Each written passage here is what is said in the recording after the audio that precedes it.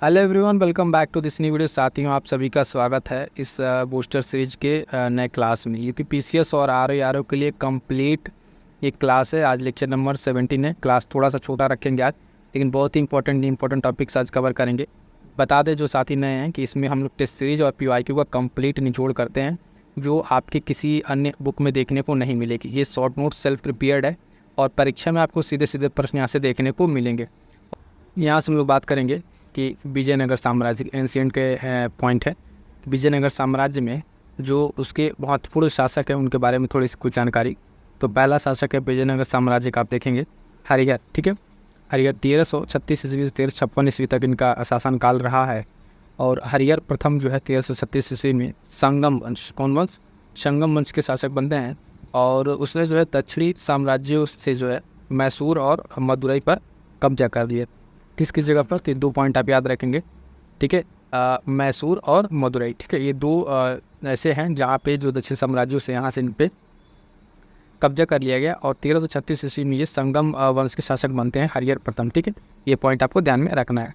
आगे बढ़िएगा तो देखेंगे नेक्स्ट पॉइंट, ये कृष्णदेवराय से संबंधित देखेंगे। 1509 से 1529 ईस्वी तक है कृष्णदेवराय। इन्हें जो है एक अन्य नाम जो है आंध्र भोज के नाम से जाना जाता है। बहुत ही महत्वपूर्ण है, ये ध्यान दीजिएगा, आंध्र भोज के नाम से भी इनको जाना जाता है। और ये जो है तुलुआ वंश, तुलुआ जो राजवंश है, इस तुलुआ राजवंश से संबंधित थे।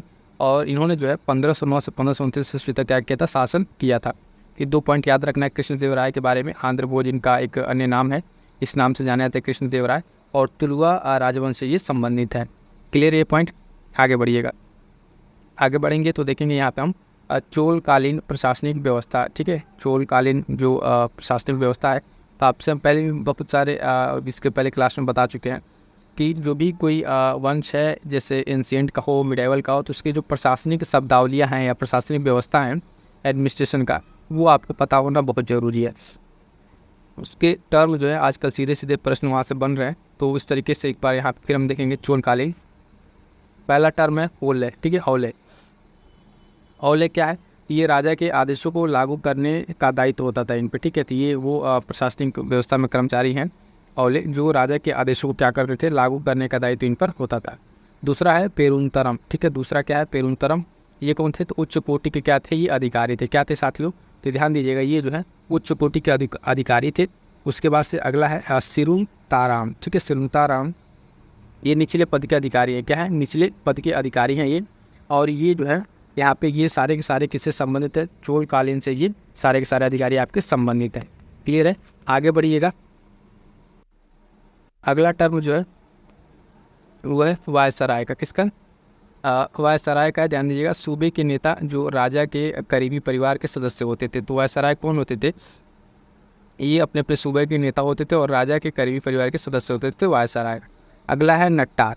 ठीक है, नट्टार क्या है? ये नाडुओं का एक समूह था जो प्रशासनिक क्षेत्र से संबंधित है। किससे? प्रशासनिक क्षेत्र से संबंधित है नट्टार। ठीक है, नाडुओं का एक समूह जो प्रशासनिक क्षेत्र से संबंधित था। उसके साथ अगला पॉइंट है, इसमें एक टर्म है नट्टवई नाडु परिषद। नट्टवई नाडु परिषद जो, ध्यान दीजिएगा, ये नाडुओं से जुड़ी एक परिषद है। किससे? नाडुओं से जुड़ी एक परिषद थी नट्टवई नाडु परिषद। ठीक, अगला पॉइंट देखेंगे नट्टा अवैश्य। ठीक है, नट्टा अवैश्य क्या है? कृषि से जुड़े अधिकारी थे। ये इंपॉर्टेंट रहेगा। ठीक है, इसको थोड़ा सा अच्छे से ध्यान रखिएगा। नट्टा अवैश्य जो है, ये टर्म सीधे आपसे देखेगा प्रीलिम्स में इस तरीके से टर्म देंगे, या तो मिलान करने के लिए दे दे, ठीक है, या फिर दे दे कि कौन सा ही सुमेलित नहीं है जोड़ा। तो नट्टा अवैश्य ध्यान दीजिएगा, कृषि से जुड़े अधिकारी हैं। और किस काल के हैं? तो ये आप ध्यान दीजिएगा, चोलकालीन ये अधिकारी हैं। ठीक है, तो इसको आपको ध्यान में रखना है। अगला जो पॉइंट है वो ध्यान दीजिएगा, वारियम। ठीक है, क्या है? वारियम। ये कई बार चर्चा में भी रहा। ठीक है, विभिन्न तरह के वारियम होते हैं। क्या होते हैं? तो ग्राम सरकार को चलाने में मदद करने वाले अधिकारी। ठीक है, ये पुरुष अधिकारी होते हैं वारियम। ठीक है, तो अलग अलग तरीके का वारियम होता था ग्राम सभा में, उसको चलाने के लिए, देख रेख करने के लिए ये अधिकारियों, ठीक है, का वहाँ पे प्रचलन था। ठीक है, अगला पॉइंट है साथियों, देखेंगे परिसीमन आयोग। क्या है? परिसीमन आयोग। इससे संबंधित कुछ इंपॉर्टेंट पॉइंट क्या है? तो देखिएगा, इस जो है भारत के राष्ट्रपति द्वारा नियुक्त होता है। ठीक है, परिसीमन आयोग जो है, ठीक है, भारत के राष्ट्रपति द्वारा नियुक्त होता है इसका अपॉइंटमेंट। और पूरे देश में जो निर्वाचन क्षेत्र है उसके सीमाओं का निर्धारण करता है। ये इंपॉर्टेंट पॉइंट ध्यान रखिएगा कि क्या करता है जो डिलिमिटेशन जो कमीशन है, ये पूरे देश में जो है तरह तरह के जो विधानसभा के जो निर्वाचन और लोकसभा राज्यसभा के जो इस तरीके के निर्वाचन क्षेत्र हैं मतलब चुनाव से संबंधित, उसमें सीमाओं का निर्धारण करता है। और लास्ट टाइम अभी जो होना है इसका सीमांकन 2026 में होना है, तो फिर जाकर लोकसभा में सीटें बढ़ेंगी, विधानसभा की सीटें जो भी इस तरीके से होंगी आगे बढ़ेंगी। पश्चिमन आयोग जो है क्या करता है, भारत के चुनाव आयोग के साथ मिलकर काम करता है। किसके साथ? भारत के चुनाव आयोग के साथ मिलकर ये काम करता है। तो इतनी सारी पॉइंट्स आपको इसके बारे में ध्यान में रखना है, ठीक है। आगे बढ़िएगा, देखेंगे नेक्स्ट पॉइंट। अगला पॉइंट है साथियों कि प्रधानमंत्री और राष्ट्रपति से संबंधित कुछ अनुच्छेद, ठीक है। प्रधानमंत्री और किससे? राष्ट्रपति से संबंधित कुछ अनुच्छेद के बारे में। अनुच्छेद 74 देखिए क्या कह रहा है। तो अनुच्छेद 74 के बारे में बात करेंगे। ये कह रहा है मंत्रिपरिषद द्वारा जो है राष्ट्रपति को सहायता और सलाह देने के लिए, है ना, शक्ति से संबंधित, यानी अनुच्छेद जो 74 आपका है उसमें क्या है, मंत्रिपरिषद क्या करेगा, राष्ट्रपति को सहायता और सलाह देने के लिए उससे संबंधित इसकी क्या है, शक्तियाँ, अनुच्छेद 74 में। अगला है अनुच्छेद 75। इसमें क्या है, इसमें कहा गया है कि अनुच्छेद 75 में कि प्रधानमंत्री की जो नियुक्ति है वो राष्ट्रपति के द्वारा की जाती है। किसके द्वारा की जाएगी? राष्ट्रपति के द्वारा की जाएगी प्रधानमंत्री की नियुक्ति। तो ध्यान दीजिएगा, अनुच्छेद 75 जो है प्रधानमंत्री जो है डायरेक्टली कहीं से चुन के नहीं आता है, ठीक है। ये जो लोकसभा में निर्वाचित सदस्य होते हैं और जो बहुमत दल होता है वो उसके जो मेंबर हैं एक नेता अपना चुनते हैं, उसी नेता को जो है राष्ट्रपति के द्वारा क्या कर दिया था, नियुक्त कर दिया था प्रधानमंत्री के पद पर, ठीक है। 3 पॉइंट ध्यान रखिएगा। अगला है अनुच्छेद 77। अनुच्छेद 77 में क्या बातें की गई है कि कोई भी कार्यकारी जो कार्य है, ठीक है, भारत के राष्ट्रपति के नाम से की जाती है या होती है, ठीक है। मतलब कि भारत के नाम से जो भी कोई इस तरीके काम हो रहा है, उसमें भले प्रधानमंत्री आगे जा रहे हैं, कोई डील साइन हो रही है, तो किसके नाम से होगा, वो नाम जो है भारत के राष्ट्रपति के नाम से वो साइन होगा या उसके नाम से काम आगे बढ़ेगा, ठीक है। तो ये अनुच्छेद 77 में बात बताई गई है, ठीक। आगे बढ़िएगा, देखेंगे नेक्स्ट अनुच्छेद 78। अनुच्छेद 78 क्या कह रहा है कि सदस्यों की जो परिषद है, सदस्यों की परिषद द्वारा लिए गए सभी निर्णयों के बारे में प्रधानमंत्री जो है राष्ट्रपति को बताते हैं। यानी जो इसके सदस्य हैं, है ना, वो जो भी निर्णय लेंगे उस निर्णयों को जो है प्रधानमंत्री क्या करेगा, वो राष्ट्रपति को बताएगा। किसको बताएगा? राष्ट्रपति को बताएगा। तो ये बात किसमें उल्लेख है? अनुच्छेद 78 में आपके इस बात का उल्लेख किया गया है, ठीक। आगे बढ़ेंगे, देखेंगे अगला पॉइंट कि लोक लेखा समिति बहुत ही इंपॉर्टेंट है। इसको इंपॉर्टेंट लगता है, इतनी बार ये पूछा हुआ लोक लेखा समिति PSC, ठीक है। ये है क्या? तो इसके बारे में जानिए कि लोक लेखा समिति जो है सबसे वरिष्ठतम संसदीय समिति है। ये लोक लेखा समिति जो है एक तरह की संसदीय समिति है।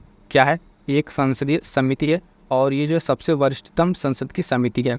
स्थापना की बात करेंगे साथियों इसके, तो देखिएगा 1921 में इसकी स्थापना होती है। कब? 1921 में इसकी स्थापना होती है। और सदस्य की बात करें तो इसमें 22 सदस्य होते हैं। कितने सदस्य होते हैं? 22 सदस्य होते हैं। 15 आपकी लोकसभा से रहेंगे और 7 आपके राज्यसभा से रहेंगे।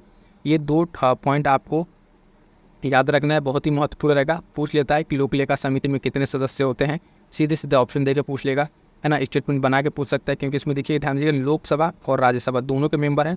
15 आपकी लोकसभा से, 7 राज्यसभा से। स्थापना 1921 में होती है और इनके सदस्यों का जो कार्यकाल होता है उसको ध्यान दीजिएगा। सदस्यों का कार्यकाल अगर हम बात करें तो 1 वर्ष का इसका कार्यकाल होता है। क्या होता है? 1 वर्ष इनका कार्यकाल होता है।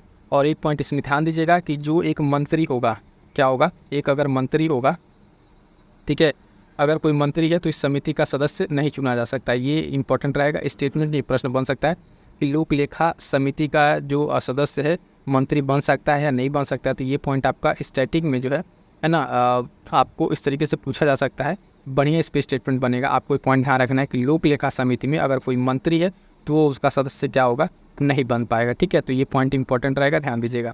अगला पॉइंट इसमें क्या है कि समिति की जो अध्यक्ष की नियुक्ति है वो लोकसभा के अध्यक्ष द्वारा की जाती है। यानी जो PSC है, ठीक है, ये आपका ये जो PSC बनेगी लोक लेखा समिति, इसके अध्यक्ष की नियुक्ति जो है किसके द्वारा की जाएगी? लोकसभा के अध्यक्ष इसके द्वारा इसकी नियुक्ति की जाएगी। तो इतनी सारी बातें आप ध्यान में रखिएगा। और एक से पूछेंगे कि इसके पहले वाली क्लास हम बता चुके हैं कि सबसे बड़ी, ठीक है, सबसे बड़ी जो संसदीय समिति है उसका नाम जरा आप कमेंट करके बताइएगा, ठीक है। अगर नहीं आ रहा है तो एक बार सर्च जरूर कर लीजिएगा। ये जो क्वेश्चन मैं बोल रहा हूँ, संसदीय समिति जो सबसे ज़्यादा मेंबर वाली, ये बहुतों बार परीक्षा में पूछी जा चुकी है, ठीक है। और इसके पहले कई बार हम बता चुके हैं, तो हम चाहेंगे एक बार आप कमेंट करके उसको जरूर बताइएगा। अगला पॉइंट है, अगला पॉइंट किससे संबंधित है? तो ध्यान दीजिएगा, भारत के महान्यायवादी अटॉर्नी जनरल ऑफ इंडिया, इनसे संबंधित अनुच्छेद की बात करेंगे तो अनुच्छेद 76 इनसे संबंधित है। भारत के महान्यायवादी, ठीक है, अनुच्छेद 76 सीधे सीधे कई बार ये आर्टिकल अनुच्छेद ही आपसे पूछा हुआ है, बहुत ही महत्वपूर्ण रहेगा। काम क्या है तो आप देखेंगे ये देश का ये जो है सर्वोच्च कानूनी अधिकारी होते हैं, कानून के अधिकारी, देश के सर्वोच्च कानून अधिकारी। ठीक है, नियुक्ति किसके द्वारा होती है, तो आप ध्यान दीजिएगा, नियुक्ति जो है राष्ट्रपति के द्वारा सरकार की सलाह पर।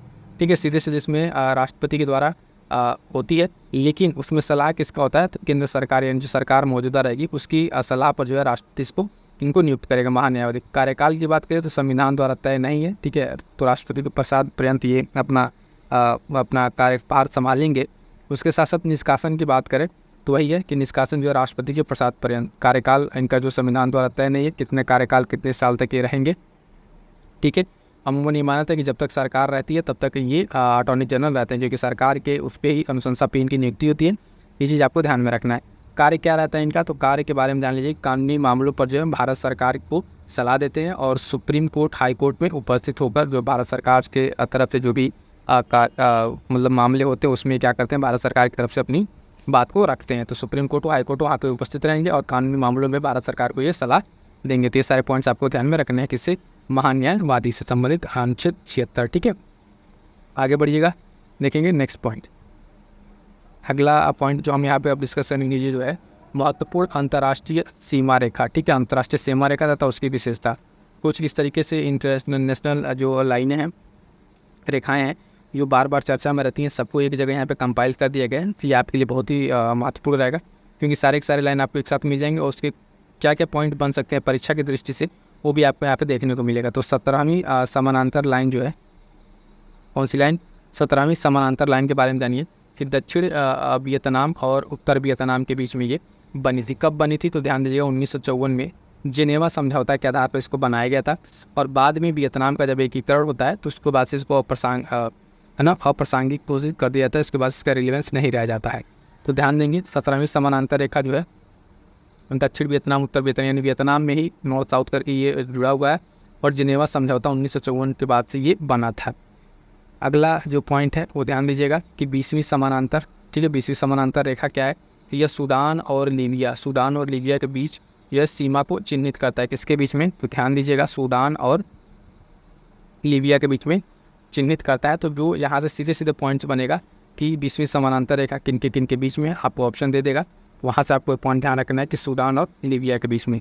इसी तरीके से 22वीं समानांतर है। 22वीं समानांतर क्या है, ये सूडान और मिस्र, ध्यान दीजिएगा सूडान और मिस्र की सीमा का एक बड़ा हिस्से को क्या करता है, चिन्हित करता है। तो ये पॉइंट आपको ध्यान में रखना है। ठीक है, 20वीं हो गया, 22वीं हो गया।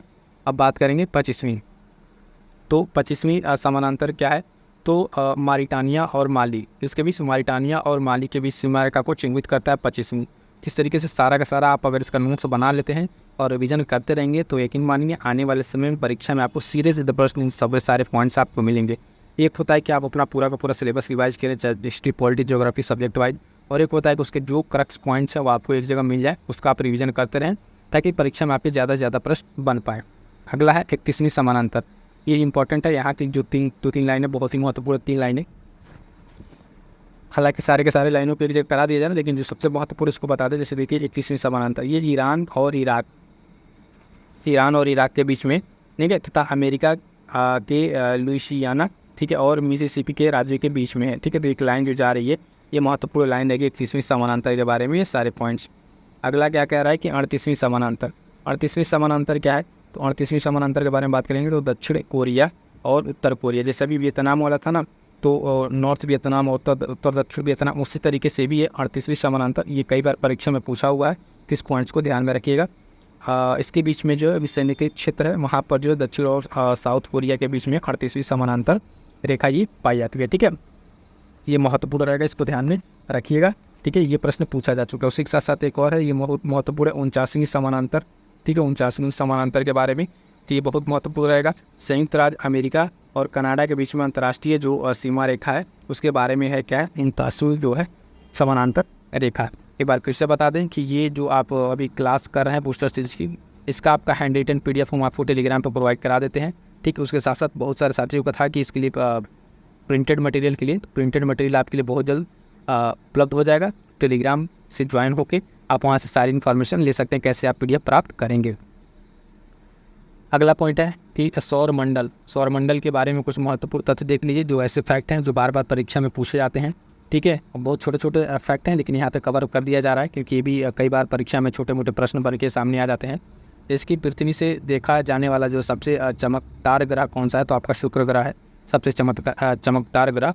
ठीक है, इसके बाद इसके बारे में एक और पॉइंट क्या है कि इसे पृथ्वी का जुड़वा भी कहा जाता है। क्या कहता है? ट्विन, पृथ्वी का जुड़वा भी कहा जाता है। और साथ साथ एक इंपॉर्टेंट पॉइंट जो ध्यान रखिएगा, यह दूसरे ग्रहों की तुलना में विपरीत जो है दिशा में घूमता है, यानी इसका जो रोटेशन है वो क्या है, विपरीत दिशा में, अपोजिट दिशा में बाकी ग्रह की तुलना में। ठीक, और उसके बाद से आगे बढ़ेंगे, देखेंगे नेक्स्ट पॉइंट कि किस जो एक ग्रह जिसके चारों ओर पर में छल्ले बने हुए हैं, तो वो आप जानते हैं शनि ग्रह है। और जिन ग्रहों का कोई उपग्रह नहीं है, ऐसे ग्रह जिनका कोई उपग्रह नहीं है, तो ध्यान रखिएगा शुक्र और बुध है। कौन है? शुक्र और बुध है, इंपॉर्टेंट रहेगा। ठीक है, शुक्र और बुध ऐसे ग्रह हैं जिनका कोई आप देखेंगे उपग्रह नहीं पाया जाता है। क्लियर है? ये सारे पॉइंट छोटे छोटे हैं लेकिन परीक्षा में पूछे जाते हैं, तो आपको एक जगह करके यहाँ पे बता दिया जा रहा है। अगला पॉइंट है सबसे लंबा जो दिवस वाला ग्रह है कौन सा है, यानी कहाँ पे सबसे लंबा दिन होता है। ठीक है, या फिर उस तरीके से ग्रह वाला तो आप देखेंगे कि शुक्र ग्रह। ठीक है, शुक्र ग्रह की बात करेंगे तो आप देखेंगे यहाँ पर कितना है कि 243, कितना 243 आपको देखने को यहाँ मिलेगा। उसके बाद से सबसे छोटा दिवस वाला ग्रह आपका देखेंगे कौन सा है, बृहस्पति है। कौन सा साथियों? तो वो बृहस्पति है। ठीक, यहाँ पे जो आप देखेंगे सबसे लंबा दिवस वाला ग्रह आप देखेंगे 243 दिन का इनका यहाँ पर है शुक्र ग्रह का। इस तरीके से सबसे छोटा आपका बृहस्पति बनेगा। अगला पॉइंट है सौरमंडल का सबसे गर्म ग्रह, तो जैसा मतलब सबसे चमकीला है वही आपका गर्म भी होगा, तो शुक्र ग्रह यहाँ पर आपका हो जाएगा। मैक्सिमम टेम्परेचर की अगर बात करें तो 462 डिग्री सेल्सियस यहाँ का टेम्परेचर लगभग देखा गया है। ठीक है, तो ये पॉइंट भी आपको ध्यान में रखना है। अगला पॉइंट कह रहा है कि पृथ्वी के निकटतम सितारा कौन सा, तो आपका प्रॉक्सिमा सेंचुरी जो है, ठीक है, सेंटोरी या सेंचुरी कह लीजिए, ये आपका प्रॉक्सिमा वाला तारा जो है पृथ्वी के सबसे निकट है। सौर मंडल में अगर बात करें तो सबसे ठंडा ग्रह कौन सा है, तो अरुण ग्रह। ठीक है, यूरेनस जो है आपका सौर मंडल में सबसे ठंडा ग्रह है। तो ये सारे कुछ पॉइंट्स आपके सौर मंडल से संबंधित थे जो कहीं ना कहीं एग्जाम से पूछे गए हैं या पूछे जाने की संभावना इनकी बहुत ज़्यादा है। ऐसे पॉइंट्स को आपको यहाँ पे कवर करा दिया गया। ठीक है, आगे बढ़ेंगे, फिर से देखेंगे यहाँ पे कुछ महत्वपूर्ण अंतर्राष्ट्रीय सीमा रेखाएं और उनकी विशेषताएं। यहाँ पे जो लाइन है, अब ये नाम की लाइन है, क्या है मतलब ये नाम वाली, जैसे डूरंड हो गया, हिंडनबर्ग आप सुना होंगे, मैकमोहन लाइन, तो इस तरह की जो सारी लाइनें आप एक जगह करके यहाँ पे फिर से बता दिया जा रहा है कि सारी की सारी लाइनें, यहाँ से आपको क्या होगा, जो भी प्रश्न बनेंगे आपके अब गलत नहीं होंगे, सारे के सारे पॉइंट्स आपको यहाँ पे कवर हो जाएंगे। पहला लाइन है देखिएगा, ठीक, डूरंड रेखा। ठीक है, डूरंड रेखा कौन सा है, पाकिस्तान और अफगानिस्तान 1893 में, ठीक है, इनके बीच में है। और 1893 में सर मॉर्टिमर डूरंड द्वारा इसको सीमांकित किया गया था, लेकिन वर्तमान में अफगानिस्तान के द्वारा इसको मान्यता नहीं दी गई है। ठीक है, तो डूरंड रेखा, आप इस पॉइंट को आपको ध्यान में रखना है। अगला लाइन है हिंडनबर्ग लाइन। कौन सा है? हिंडनबर्ग लाइन के बारे में बात करेंगे तो हिंडनबर्ग क्या है, ये पोलैंड और जर्मनी के बीच में, किसके, पोलैंड और जर्मनी के बीच में ये लाइन है हिंडनबर्ग लाइन। और इसके बारे में जो कुछ अन्य पॉइंट्स अगर देखें तो ये प्रथम विश्व युद्ध, क्या है, प्रथम विश्व युद्ध के दौरान फ्रांसीसी क्षेत्र में एक रक्षात्मक रेखा बनी थी, जिससे 1919 में वर्साई की संधि के द्वारा अप्रासंगिक, ठीक है, अप्रासंगिक क्या करते हैं, घोषित बना दिया गया, इसको रिलेवेंट नहीं रह गया। ठीक है, तो ये पॉइंट आपको ध्यान में रखना है। हिंडनबर्ग लाइन, ठीक है, पोलैंड और जर्मनी है ना, और प्रथम विश्व युद्ध के दौरान ये बना था, इसको आपको ध्यान में रखना है। अगला लाइन है मैकमोहन रेखा, आप सभी जानते हैं भारत और चीन के बीच की ये रेखा है। ठीक है, वास्तविक सीमा रेखा मैकमोहन लाइन। और मैजिनॉट लाइन, क्या है, मैजिनॉट लाइन जर्मनी और फ्रांस के बीच में, ये द्वितीय विश्व युद्ध के दौरान जो है एक रक्षात्मक रेखा के रूप में इसको बनाया गया था। ठीक है, तो आई होप सो के सारे पॉइंट्स आपको क्लियर होंगे। मैजिनॉट, इसी तरीके से अगला लाइन है मैनरहाइम जो लाइन है, ये आपका रूस और फिनलैंड के बीच में, किसके साथ ही हो, तो रूस और फिनलैंड के बीच में आपको देखने को मिलेगा। और ये जो है द्वितीय विश्व युद्ध के दौरान जो है सोवियत संघ के विरुद्ध एक रक्षात्मक रेखा बनाई गई थी। ठीक, तो आपको ज़्यादातर क्या ध्यान रखना है, कौन कौन से देश के बीच में ये है और कब बनाई गई थी, 2 पॉइंट आपको ध्यान में रखना है। आगे बढ़ेंगे, देखेंगे नेक्स्ट पॉइंट, ओडर नीस लाइन। क्या है, ओडर नीस लाइन जो है पोलैंड और जर्मनी, ओडर नीस लाइन जो है पोलैंड और जर्मनी के बीच में बना है। और ये पोट्सडैम सम्मेलन के अनुसार जो है पोलिश जो जर्मन सीमा है उसका सीमांकन करता है, जिससे 1990 में आप देखेंगे एकीकृत जर्मनी द्वारा मान्यता दी गई थी। किसके द्वारा? एकीकृत जर्मनी द्वारा मान्यता दी गई थी। तो ओडर नीस लाइन आप ध्यान रखेंगे पोलैंड और जर्मनी के बीच में, किसके, पोलैंड और जर्मनी के बीच में ही है, साथ ही ये पॉइंट आपको ध्यान में रखना है। ठीक है, आगे बढ़ेंगे, देखेंगे अगला पॉइंट, रेड क्लिफ लाइन, आप सभी जानते हैं रेड क्लिफ लाइन भारत और पाकिस्तान के बीच में। ठीक है, भारत और पाकिस्तान के बीच में रेड क्लिफ लाइन। एक अगला पॉइंट है सिगफ्रीड लाइन। कौन सा है? सिगफ्रीड लाइन है, इसको ध्यान रखिएगा, ये फ्रांस और जर्मनी के बीच में, किसके, फ्रांस और जर्मनी के बीच में है। और है ब्लू लाइन। कौन सा? ब्लू लाइन देखेंगे लेबनान और इजराइल। ठीक है, यूएन द्वारा इसको निर्धारित किया गया है, लेबनान और इजराइल के बीच में है। ये पॉइंट भी आपको ध्यान रखना है। अगला नेक्स्ट लाइन है ग्रीन लाइन, ठीक है, या फिर यूएन बफर जोन कह लीजिए। ये साइप्रस और गणराज्य, ठीक है, साइप्रस गणराज्य और तुर्की के बीच में है। तो ये पॉइंट आपको ध्यान में रखना है। क्लियर है यहाँ तक? तो ये जो सारे आपके लाइन्स वगैरह थे ये आपको यहाँ तक कंप्लीट करा दिए गए हैं। ठीक है, चलिए साथियों, आज के सेशन में जो है हम लोग यहाँ तक कवर किए हैं। आज क्लास थोड़ा छोटा ही रहेगा। बाकी आपके जो भी कमेंट होंगे, ठीक है, वो आप कमेंट करके बता दीजिएगा। नेक्स्ट हम लोग लगे रहिएगा, अभी 8-10 और क्लासेस आने वाली हैं इसकी, जो बूस्टर सीरीज है आपकी, उसकी क्लासेस आएंगी। और ये जो कुछ अन्य क्लासेस हैं इंपॉर्टेंट, जैसे आप देख पा रहे हैं, ठीक है, इन सब क्लासेस को आप एक बार ज़रूर देख लीजिएगा। इंपॉर्टेंट छोटे छोटे टॉपिक्स पे क्लासेस हैं, वीडियो अवेलेबल होगी, इसको देख लीजिएगा। इंपॉर्टेंट रहेंगे, परीक्षा में प्रश्न यहाँ से देखने को मिलेंगे किसी नेक्स्ट वीडियो में। तब तक के लिए थैंक यू सो मच।